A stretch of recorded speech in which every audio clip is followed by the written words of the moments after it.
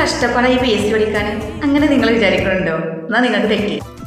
എന്തിനാ ഞങ്ങൾ പഠിക്കാൻ വന്നപ്പോൾ നിങ്ങൾക്ക് അറിയില്ലേ ഇത് വലിയൊരു സംഭവമാണ്, ഒരുപാട് പഠിക്കാനുണ്ടാകും, വലിയൊരു കടമ്പയാണെന്നുള്ള കാര്യം നിങ്ങൾക്ക് അപ്പം അറിയായിരുന്നില്ലേ? പിന്നെ എന്തിനു വന്നു? നിങ്ങൾക്കൊരു ആവശ്യമുണ്ട്, നിങ്ങളെ മനസ്സിലൊരു ആഗ്രഹമുണ്ട്, അത് നടക്കണം, അതിന് വേണ്ടിയിട്ടല്ലേ നിങ്ങൾ വന്നത്. എന്നിട്ട് അങ്ങനെ പാതിയിലിട്ടിട്ടാണ് പോവുക. പഠിക്കാൻ മടി വരുന്നുണ്ടെങ്കിൽ നിങ്ങൾ ചിന്തിക്കുക, എന്തിനാ നിങ്ങൾ പഠിക്കണേ? എന്താണ് ഇപ്പോൾ ഞാൻ പഠിക്കേണ്ട ആവശ്യം? എന്താ എനിക്ക് പഠിച്ചിട്ട് കിട്ടുക? പഠിച്ചിട്ട് ഞാൻ എന്താണ് ആവുക?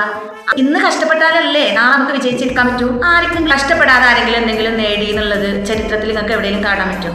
വല്ല ലോട്ടറി അടിക്കേണ്ടി വരും, പോട്ടന് ലോട്ടറി കിട്ടണ മാതിരില്ലേ?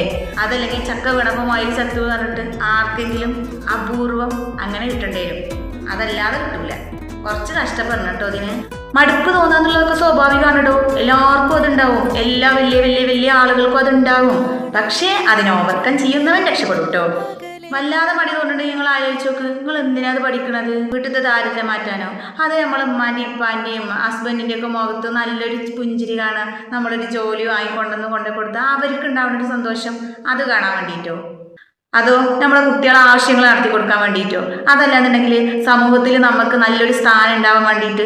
ഇതിലേതാ നിങ്ങളെ ആഗ്രഹം? ഇന്നത്തെ കഷ്ടപ്പാട് തന്നെയാണ് നാളത്തെ വിജയം. നന്നായിട്ട് അങ്ങോട്ട് പഠിക്കുക.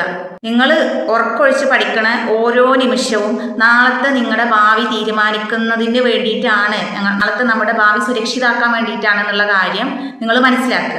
എന്നാൽ നമുക്ക് എന്ത് ചെയ്യാൻ പറ്റും? ഭാവിയിലുള്ള കാര്യം നല്ല സാമ്പത്തിക ഭദ്രതയോടെയും നല്ല അഭിമാനത്തോടു കൂടെ നമുക്ക് ജീവിക്കാൻ പറ്റും അല്ലേ?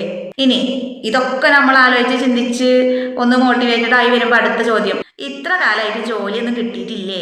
അങ്ങനെ ചോദിക്കുന്നവരുടെ മുമ്പിൽ ഒരു ഗസറ്റ് ഓഫീസായിട്ട് അല്ലെങ്കിൽ ഒരു LD ക്ലർക്കായിട്ട് ഒന്ന് നടന്നു പോണ രംഗങ്ങളൊന്ന് ആലോചിച്ച് നോക്ക്. തന്നെ പഠിച്ചോളുന്ന്. അപ്പോൾ യു ക്യാൻ സ്റ്റഡി നൗ.